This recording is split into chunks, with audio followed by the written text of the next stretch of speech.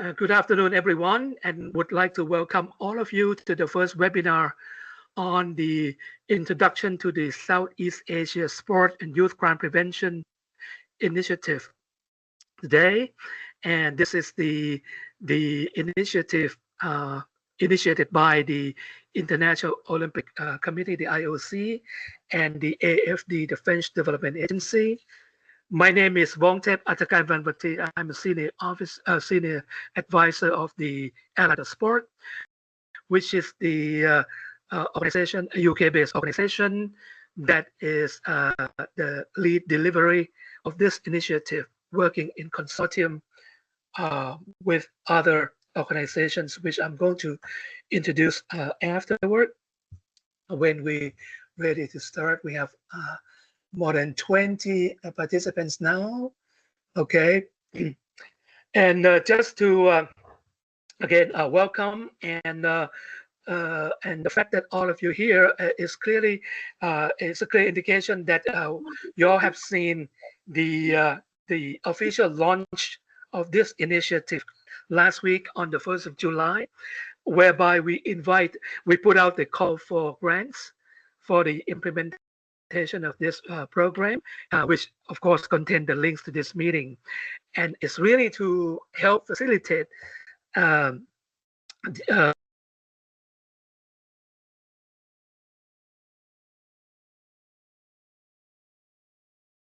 this initiative. Initiative is all about, and give a little bit more details in addition to what you see on the website of Allied Sport, with the intention of basically facilitating you in your effort in submitting the grants, the deadline of which is on the 17th of August. So there'll be a series of the 2 webinars. So this is the first. I think we have now maybe 25 people. I'm just going to go ahead and kickstart our conversation this afternoon, and thank you and welcome all of you. First of all, I would like to inform everyone that this webinar, this meeting, is going to be recorded, and it will be available on our website, the AOS Allied Sport website, so as to be shared by other interested applicants or whoever interested, can get more information about this. So let me first introduce. Well, I have already introduced myself. Okay, to most of participants. I'm Vongtep. I'm going to be sharing this session. Now, the Allied Sport is the organization that is leading the implementation of this initiative that is initiated by the IOC, the International Olympic Committee, and the AFD, the French Development Agency. So I am just going to walk you through that. There will be basically 4 sequences of this session. Okay, maybe 5 sequences. First, of course, it will be the introduction of the partners. And second, I will walk you through the introduction of the initiative itself. Then the third element would be on the introduction to the theory of change. And of course, the number 4 would be the call for grants itself. And lastly, once all the presentation, when all of this have been presented to you, then I would invite you to for the Q&A session. Okay. So first of all, if I may invite our dear colleague from the IOC, Ms. Suzanne Gert, the Senior Manager of the Olympics in 365 of the IOC. Please, Suzanne, if you could give the introductory remarks to our session also on behalf of our colleague from the AFD.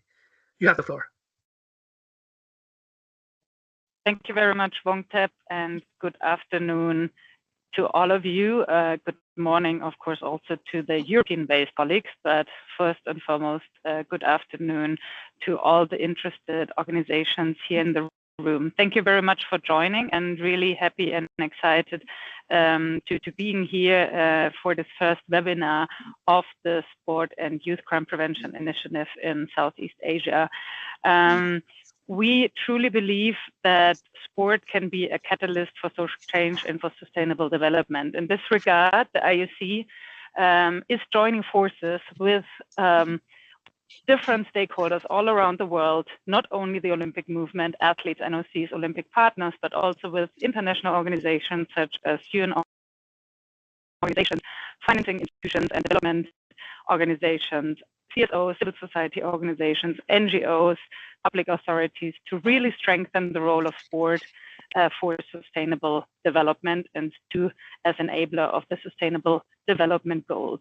We work in this collective action approach. This is really important, and which will also play a role in the grant process that we are looking at today, and also in the initiatives that we have launched together with the different stakeholders, such as Alliance of Sport, and of course our main partner, Agence Française de développement, the French development agency, whom we have been partnering with for many years, as we both believe in the potential of sport for sustainable impact. And we're really happy to, together with AFD, now launch this initiative and have in this process selected and launched this consortium. Alliance of Sport is delivery partner together with Laureus Upshur University of Bath to deliver this exciting initiative over the couple of next years. We work on different levels. We work on the policy level. We work on capacity development initiatives, but also investing in directly projects that which is part of this grant management process we're looking at today. So there it will be key, and it will be you then in the end running the programs that will serve as proof of concept programs for using sport to create safer and more resilient communities. So we're really excited to getting your applications in the next couple of weeks to really then work together with you over the next 18 months together to grow the impact, to grow the evidence base of how sport can be used for youth crime prevention and creating safer communities. Just looking at this slide here, you can see that we work outcome focused with a view on different topics, also on the topics of health and active communities, equality, inclusion, education and livelihoods, and urban sport and social good, also using sport as innovative tool. With this initiative here, we have the clear focus on sport, peace and safe communities, but always knowing that, of course, creating inclusive, equal and safe and healthy communities are cross-cutting issues that will also play a role in this initiative throughout.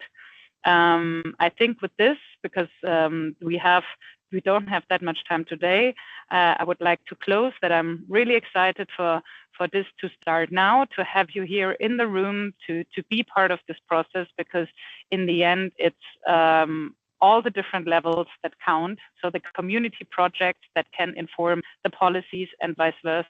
So we need you with proof of concept examples, learning together how we can strengthen sport as an enabler of creating safer and more resilient individuals, and in the end, communities for us all, with a focus on the countries, Thailand, Laos, Vietnam, and the Philippines. Really excited to getting your input and starting the journey with you for the coming months and years.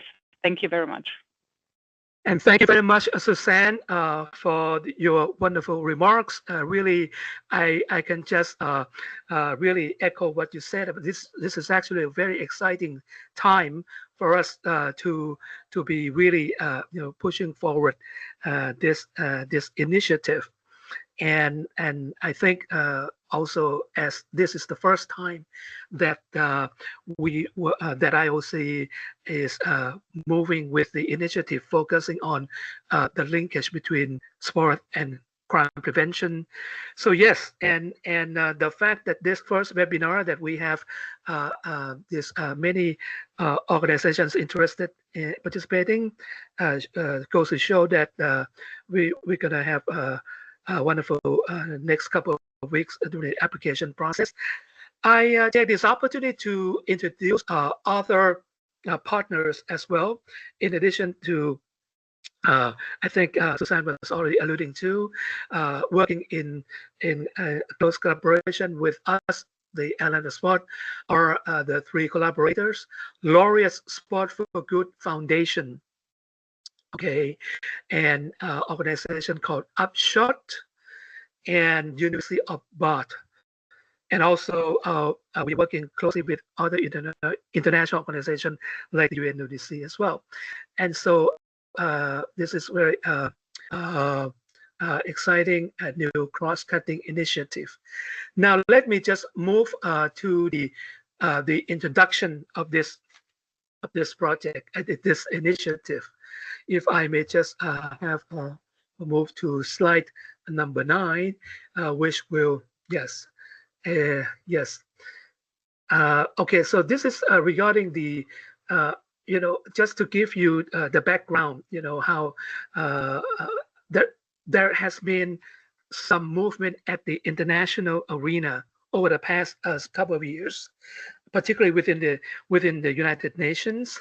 And I would like to refer to the General Assembly resolutions 74/140 of 2019 and 76/183 of 2021, both of which have really paved the way for the discussion about integrating sport into youth crime prevention and criminal justice. Now, you know that the sport and development has been on the international agenda for many years, but this was the first time that there was a conversation about crime prevention that is coming from the one of the functional commissions of the UN, which is a Crime Prevention and Criminal Justice Commission, and that led to the expert group in 2019 that put out the recommendations on this particular subject for the first time. And quite interestingly, we also saw the synergies at the regional level to 2019 that this particular issue was embraced at the level of ASEAN, the Association of Southeast Asian Nations, both in the joint communique of 2019, but also was incorporated as one of the main issues, main pillars of the work plan 2021 to 25. And of course, at that time, the discussion on the cross-sectoral collaboration and partnership is high up on the agenda, as equally important as the issue of integrating sport itself. Next slide, please. So all that is to say that this paved the way for the decision of the IOC and the AFD to really put together this new groundbreaking program that aims at building safer and resilient communities. We are very honored, I have to say, being, I'm from Thailand, based in Thailand here, so that anything that is being whenever Southeast Asia is being recognized, I'm quite excited about that, and that is pretty much so for this initiative, and it focuses on Southeast Asia, the 4 countries: Lao PDR, Thailand, Vietnam, and the Philippines. And we really hope that the progress and the finding and the learning of this whole process can really inform the action, at a more scaled up version as we move forward in the future. Next, please. So just to share with you that the main objectives of this project is really to encourage community engagement. You heard what Susan said, that that at the end of the day, it's really about you all who are the local stakeholders, moving this conversation, moving this idea and ideals, and implementation of the ground.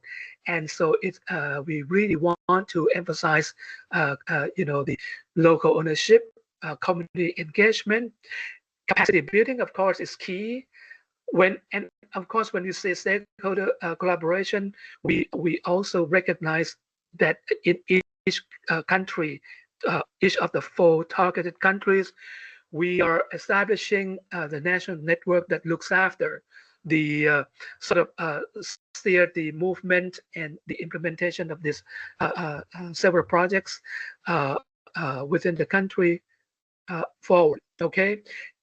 Last but not least is the scientific evidence that would be developed and learned and shared throughout this whole process. And equally important is the advocacy aspect of it, because we really need to enhance the public awareness part so that people, the larger community in these countries know that this is a very important aspect of sustainable development goals, and that is to leverage sport as an enabler of development across the countries and, of course, at the level of ASEAN. Next, please. Just going quickly. The key deliverables are basically just mirror image of what I have already mentioned in terms of the objectives. We are, of course, co-create the theory of change and collective impact framework. Now, there will be a presentation on the theory of change after this, but just to say that work has been done on this. And of course, cross-sector partnership, I have mentioned that, and that goes, that covers the establishment of the national networks. Investing in sport and youth crime prevention projects, that's exactly where we are at now. We have launched this call for grants, and we quite excited and curious, that we will get a lot more interest from all of you. Yes, and as I mentioned earlier, the delivery that corresponds to the evidence-based, the evidence that will be generated from this initiative. Next, please.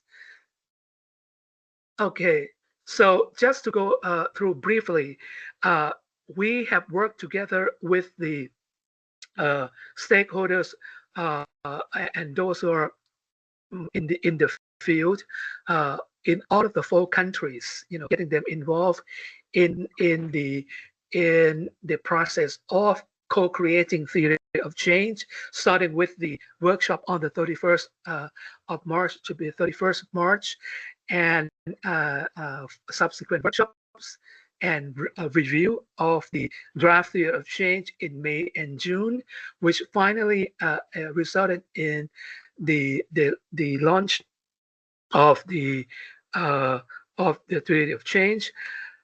I would like to acknowledge, and in fact to give a special credit to my dear colleagues from Upshot and University of Bath in terms of basically being the lead coordinator of this process. And there will be a special presentation on DOC after this. Next. Okay. We have discussed that already. So basically, this is about the 4 national networks that we have been established in each of the 4 countries. All that is to say that there will be the share of the network, working closely with a wide variety of like agencies ranging from sport, Ministry of Justice, public security, but not just the government entities. We also include the collaborators like, excuse me, the National Olympic Committees, the UNODC, country office, regional office, and the other relevant organizations in the country, basically to make and emphasize, local ownership and wide variety of sectors. We expect this to be basically 5 meetings for each of the national network. We expect that to be 5 meetings throughout this 2-year cycle. 3 online and 2 in person. Hopefully, we could start that one of these. We could start the first meetings of this national network pretty soon. Next. Yes. Okay. So, and I think we mentioned that basically access funding for community projects for Lao PDR, Philippines, Thailand, and Vietnam. A minimum of 2 projects. Projects that targeted sport-based interventions in the country, proof of concept projects, and we expect these projects to support a total of at least 10,000 young people. And just to say that this whole process is coordinated by our dear colleagues from Loris Sport for Good Foundation. Next. And there will be a series of training and capacity building activities. And of course, we want to really emphasize that the important part of this is the community of practice. We want to really generate community of practice that cutting across, all different sectors within the larger region, ASEAN region and beyond. Even though we focus on the 4 targeted countries, but we would like to encourage a conversation among community of practice even beyond the 4 countries. There will be, for those of you who have applied and eventually selected as grantees, the project grantees, there will be the Youth Crime Prevention Leadership Program designed especially for you to help you help prepare you for the implementation of your respective projects. Just to alert you that there will be 2 major events, conferences that would really reinforces the whole concept of community of practice, one of which is going to take place later this year in Thailand, in Bangkok, Thailand. And that's going to be sport and youth crime prevention event. We're looking at organizing this big conference on the 25th and 26th of November this year. We're still working on the details, and the details of which will be sent as soon as to share as soon as they become available. And we're looking at another one on a subject of learning and knowledge exchange later in 2027. So that's sometime ahead. And there will be more capacity building grants as well to address local priorities. Next. Another important aspect of this whole program is about building a strong and enhanced monitoring, evaluation, and shared learning support framework, or MEL. And so the enhanced MEL support is basically, this is for on the grantees, those project grantees, so as to adopt a shared measurement approach. There will be that expect to be an impact dashboard and real-time reporting, so as to inform policy development. There will be the evaluation of the network, the partnerships, things that are going to be carried out at the level of the national networks. There will be evaluation of those too. And basically, at the end of the day, we, as I mentioned to you, we're starting here. The IOC and AFD decided to start in Southeast Asia, but we really hope that the evidence, and which will enable us to understand what works, will allow us to build the evidence at scale that we could influence future growth of this particular area of youth crime prevention and sport, and even beyond Southeast Asia and their sustainability. Last but not least is the academic network to be established. Just to share with you, we have been working closely with the ASEAN University Network, the AUN, to help disseminate this information on this call for grants. And further down the road, we will emphasize the collaboration with our academic institutions or the relevant institutions that could help us support this program. Next. So this is the last slide for me. Last but not least, this is just a diagram that shows you the sort of the governance structure of what the Southeast Asia Sport Youth Crime Prevention Initiative looks like.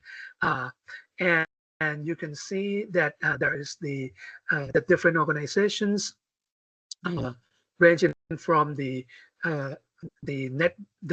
national networks, but also different organizations who are our partners, like the IOC, the AFD, the UNODC, as well. You know, there are two levels.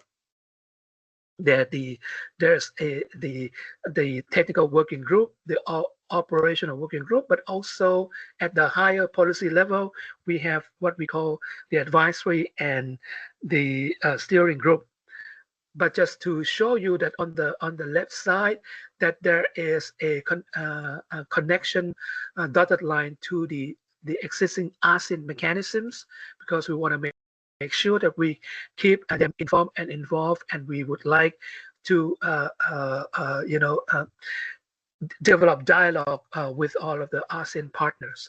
So yeah, that is pretty much the essence of this whole Southeast Asia Sport and Youth Crime Prevention. So I would like to end my presentation here on the introduction. And at this point, I would like to move to the next part of our presentation. I understand this is the development of the theory of change. May I invite dear colleague Hayden, Dr. Hayden Morgan from the University of Bath, who have been also with Ms. Preeti from Upshot, both of whom have been instrumental in the development of the and coordination of this theory of change. Yes, Hayden, if you could take the floor, please. Thank you. Of course, thank you so much, Von Tepp, for the introduction, and good afternoon, everybody. If we could just move on to the next slide, which has the theory of change, I believe. Maybe the next slide. There we go. That's lovely. Thank you. So yes, good afternoon, everybody. So my name is Hayden Morgan. I'm from the University of Bath in the UK, and I was invited alongside my colleague Preeti Shetty from Upshot by the consortium to design a theory of change for the project, and really try to capture how we might enable projects to meet that mission there of more resilient individuals and safer communities across Southeast Asia. I just want to spend a little bit of time talking about the process that we undertook to develop and create the theory of change, and I'd also perhaps give a little bit of information about how you, as potential applicants to the project, might use the theory of change to support and enhance your applications, without treading the toes of Laureus, and he'll give you much more information about the process. But I suppose in terms of how we got to developing this theory of change, one thing that we were very mindful of and wanted to really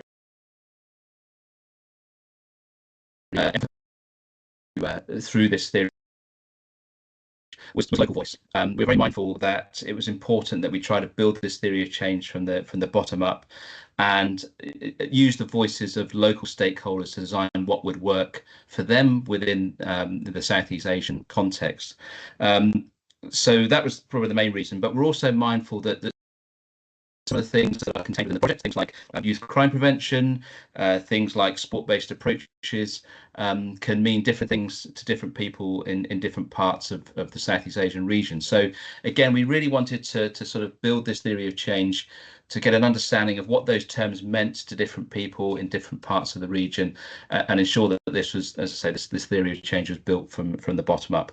So to kick things off, what we did was start with a survey. So we distributed a survey across various different stakeholders across the 4 countries, and in fact across Southeast Asia, really trying to get a sense of what people's priorities were around outcomes for this particular particular project, and we used that that data from the survey. We had 25 responses to that survey to then inform a stakeholder workshop, which Vongtep mentioned a little bit earlier, that we ran in late March.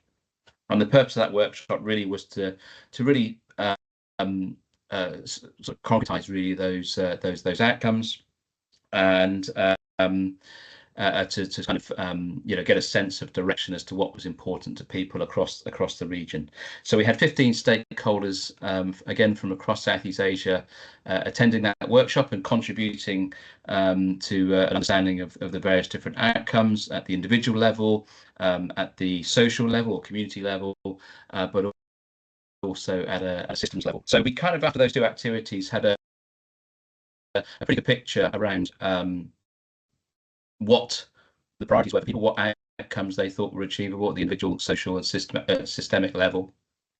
But we're also mindful that there are a number of other theories of change that look at how sport-based approaches may contribute to youth crime prevention.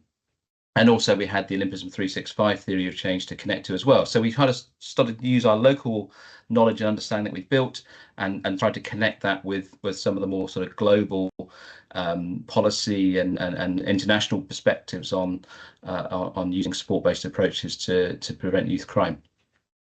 So from that, we held again a sort of an internal workshop to see how we might connect those two ends.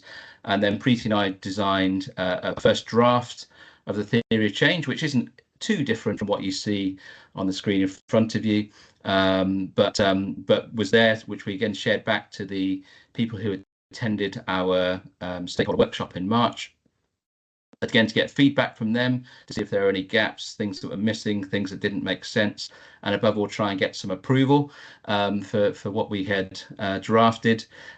We had some very good feedback which we incorporated into the theory of change.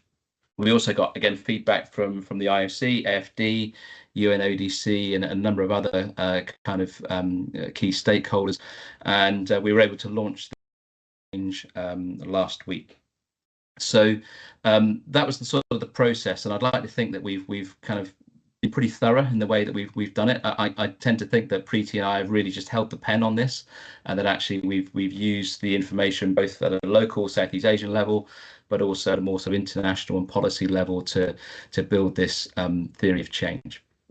So just quickly, before I hand over to Laureus, so I just want to give some indications as to how this theory of change may help you within the application process.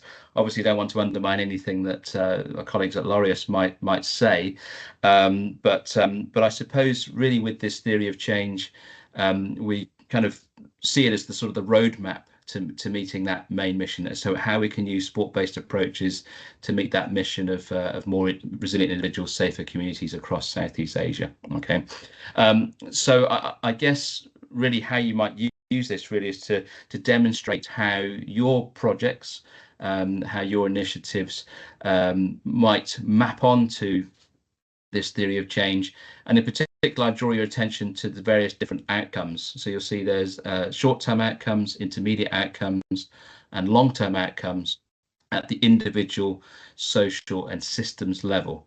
Okay, now it's not your job to do everything, and we don't expect within your applications to outline how you're going to change the world and meet all of those outcomes. But I think it would be really beneficial, and I'm hoping Elena will support me in this, to kind of outline within your application where your project may map onto meeting some of these outcomes, if at an individual level or a more kind of community and social level. So I would encourage you to look at those outcomes. I don't want to talk about them now necessarily in detail, we don't have the time, but just start to look at those different outcomes, the short-term, intermediate, and long-term at the individual, social, and systemic level, and start to think about how your project may map or connect with some of those outcomes. Vongtep, I think that's all I need here, and yeah, James very kindly put a link to the theory of change, okay, which you can look at. Okay, thank you very much, Hayden, for that explanation in terms of the process and how it is that the applicants can basically utilize the TOC in terms of preparing their application for the grant. I think that's pretty useful, particularly in basically try to look at that as a kind of roadmap, and for the applicants to decide, how they want to project the outcome for the outcome of their project to be, whether at the individual, social, community, short term, long term. Okay, so this is very useful, which brings me to the next part of this presentation. I would like to invite my colleague, Ms. Elena Marin-Yanes, Head of External Services of Laureus Sport for Good Foundation. And so Laureus is basically in charge of, actually is the fund manager in charge of the call for grants.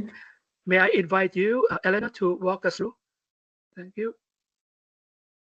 Sure. Thank you very much, Vonter.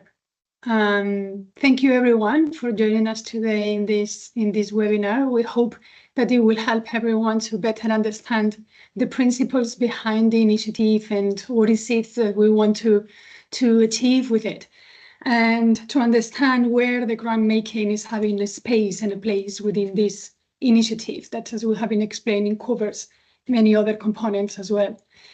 And so just a very brief introduction. So as Vonter said, my name is Elena Marin. I'm the Head of External Services at Laureus Sport for Good. Laureus is a global charity that supports children and young people by using sport to end violence, discrimination, and inequality all over the world. We were founded in the year 2000 by under the patronage of Nelson Mandela. And since then, we have been supporting organizations in the sport for development sector by providing them with funding and capacity building and technical support in over 50 countries. And during this time, we have reached and helped to change the life of over 6 million children and young people. In this particular initiative, our role is being the fund manager. So that means that we are coordinating the whole process of providing of the grant making.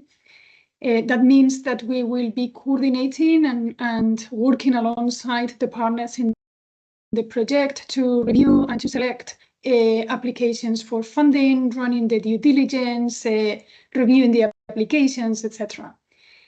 Once the applicants have been selected, we will be the ones executing the grant agreements with the successful applicants, the grantees, and we will be the ones disbursing the funds and keeping the direct communication and technical support to the organizations to deliver their projects on the ground.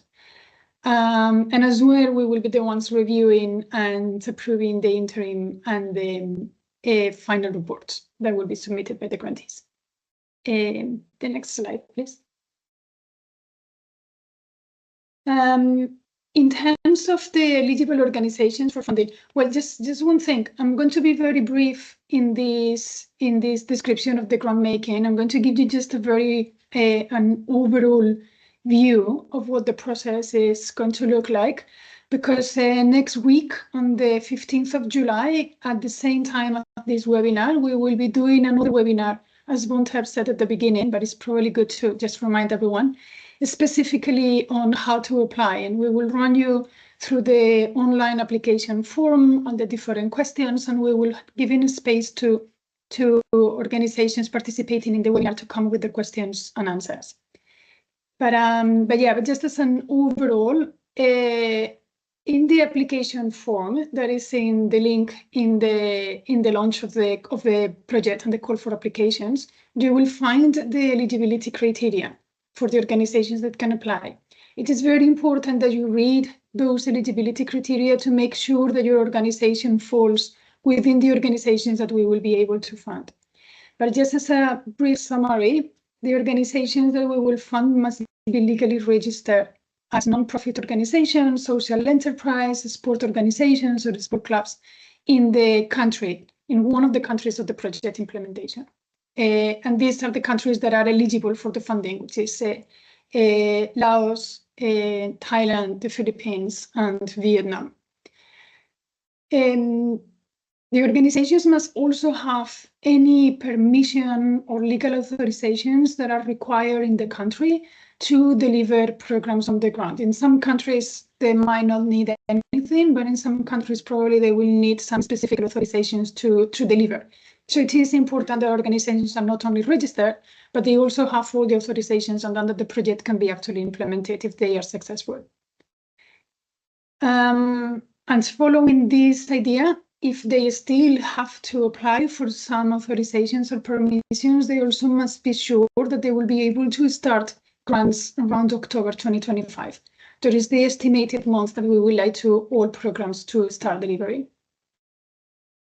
For us, it's also important that the organizations applying for funding have a strong local presence in the community and they have links to the community so that they know the context, that they have allies, other organizations to work along, and that they know well where are the needs and where are the specific challenges addressed by the participants on their communities and in the area where they are going to deliver the project.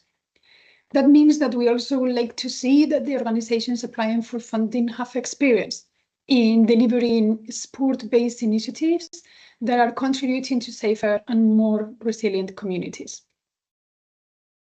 Next slide. And the type of projects that we are looking for, and this is going back to the presentation that Hayden was doing just before, it is very important that any project that you are submitting is aligned with the initiative's theory of change. So again, we put the link of the theory of change here in the chat. So please make sure that you read it and that you understand the different outcomes and the indicators and the mission. So because that is the snapshot or really the skeleton of the whole initiative. So the projects that we fund must be aligned with this theory of change.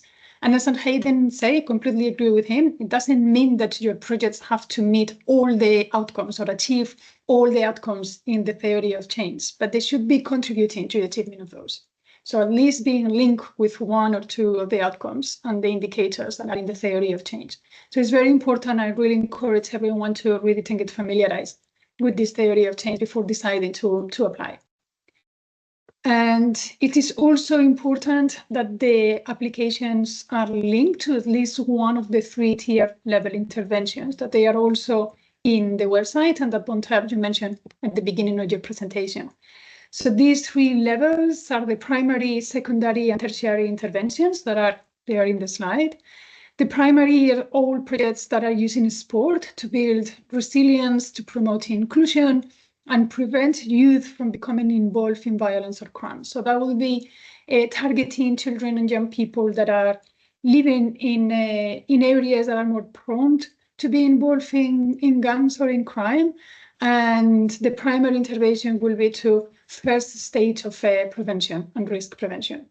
The secondary intervention that will be targeting youth that are at much higher risk or an increased risk of offending. And those projects should be using sport to address more the root causes and to strengthening the factors for support and of protection to support young people and to help young people to make positive choices and to stay away from crime and from gangs. And the last one, that is the tertiary intervention, will be working particularly with youth that have been or they are already in conflict with the law. This could be with young people that have been through the judicial system, young people that have been involved or are currently involved in gangs, young people who have been in prison, etc. So bear in mind these 3 levels. So the applications that are submitted can be linked to one or more of these interventions, these 3 levels. We are also offering organizations interested in apply the possibility to apply as a single organization. That's what we call the single organization impact grants. That means one organization that is leading the project and is delivering the project. And we are also opening up the applications to collective impact grants. That means organizations applying as a group. That will be led by one lead organization that submit the application, and then supported by a group of organizations working in partnership with them to address the different levels and the different layers of challenges that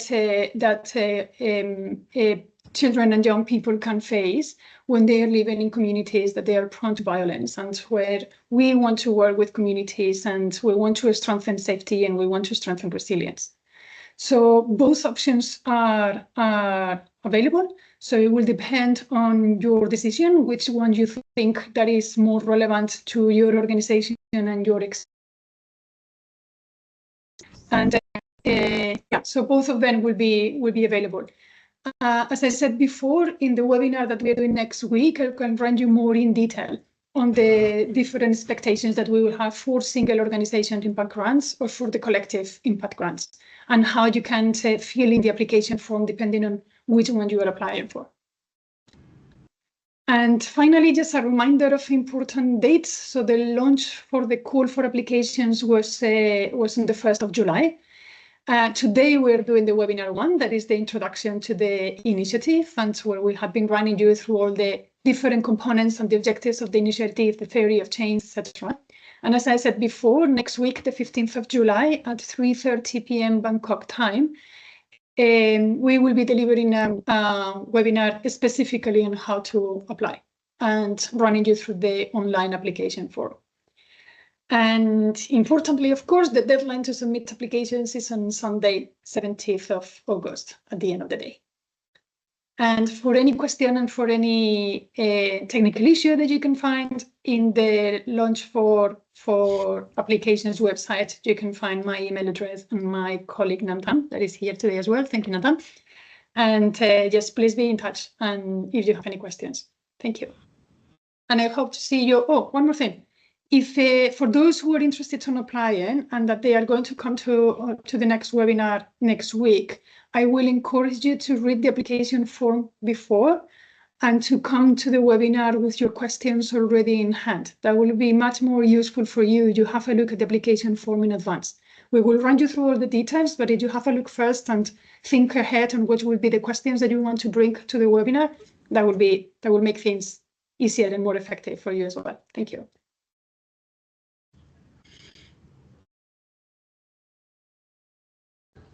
I think that you're on mute. Apologize. Thank you very much, Elena, for that comprehensive brief on the call for grants. I think these are very much important points for the interested applicants to really look into as they prepare for their submission, and of course, with perhaps already start working with the draft before the next next webinar on the 15th of July. I don't want to repeat what you already said, but one particular point I would just like to emphasize from Elena's presentation would be that we want to make sure that the in terms of the need for the organizations once selected that to be able to start operating from October 2025, which means that we want to make sure that the all relevant permissions and local authorizations will have to be taken into account already in preparing to implement these projects in all of the 4 countries. So this is a very important point. I'm glad you highlighted that, Elena. So now and the it's a good opportunity for us to start the Q&A and start to exchange points of view and questions that you may have with regard to the call for grants. Can I invite any one of you, especially the applicants, those who are interested? Do you have any questions for us so that we could help clarify any points, any questions you may have? Please go ahead. Do I have a request for the floor for the questions? Just to, while we are waiting, just to acknowledge, I have been looking through in the chat box, and I would just like to recognize some of our colleagues who have interacted on the chat box.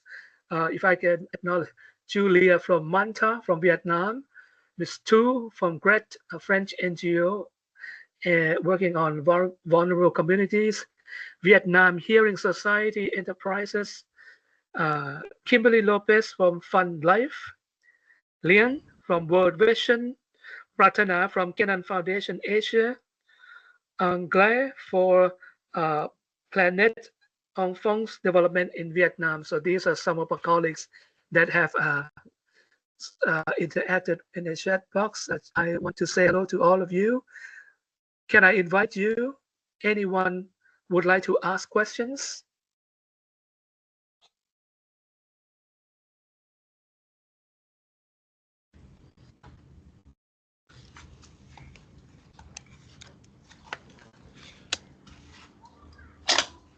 It would be a good opportunity to perhaps share it with us if you have some questions as you go about preparing your application package for submission.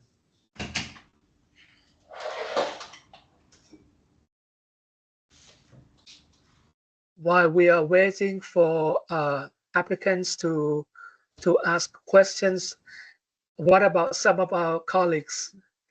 Are there any additional points that you would like to share with the meeting, with the webinar? Yes, James, please. Hi, Walter. Just to pick up in the chat, we've got a question there. Somebody who can't speak at the moment, and they're asking if it's possible to submit a collective impact grant application that includes both Thailand and Vietnam. Okay, so basically with the impact and outcome in both countries, you mean? Yes. Can they submit a collective impact grant application that includes both Thailand and Vietnam? Elena, if I may come to you for answer on this one. Just to sure, thank you.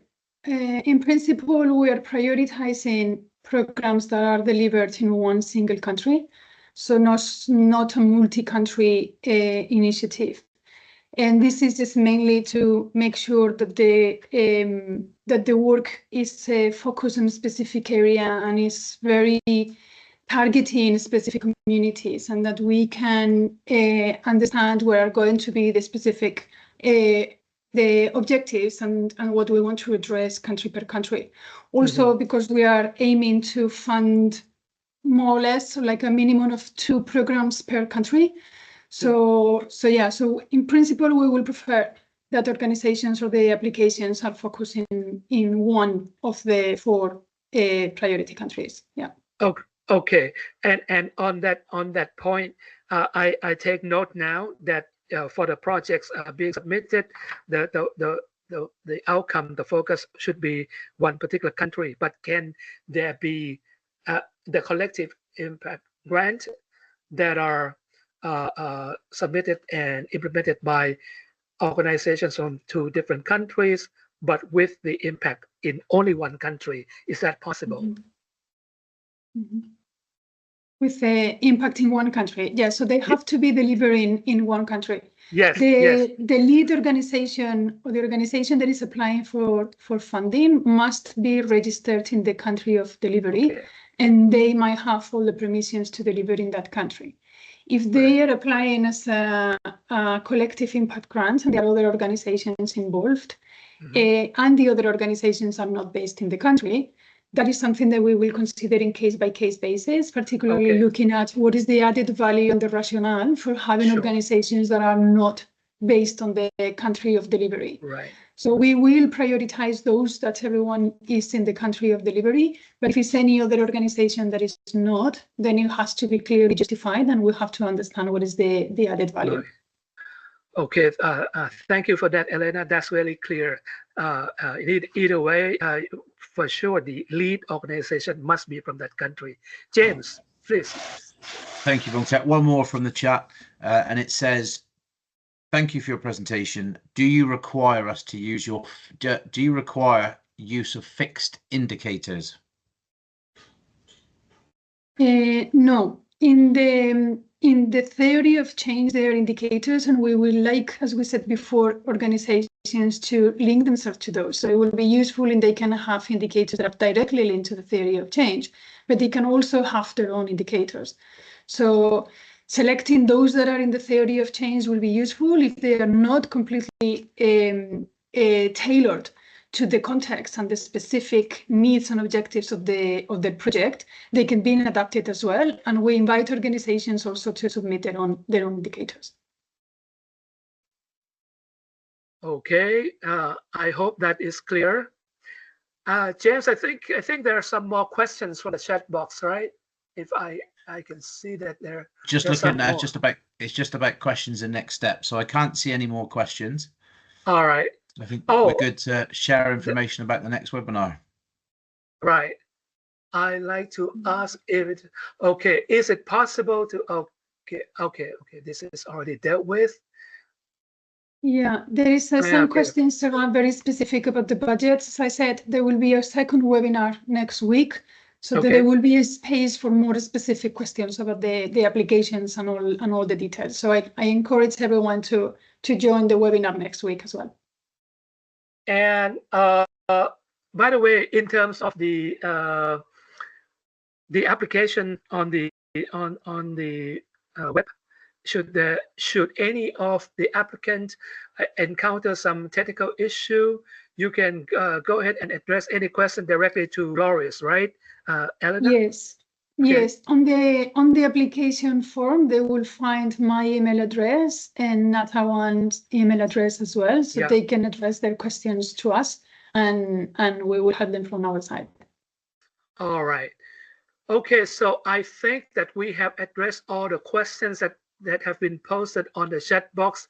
Are there any additional questions that colleagues may have in terms of the technical aspects, what the requirements are? Then if not, I would just remind all of you, and I hope that we'll have more participants for the next webinar, which will be held exactly at the same time on the 15th of July. Okay. All right, then I think we cover everything. Thank you very much for all of you who have participated in this webinar. The meeting is closed, and hopefully I will see all of you next week, I think the 15th of July. Okay. Thank you all. Yeah.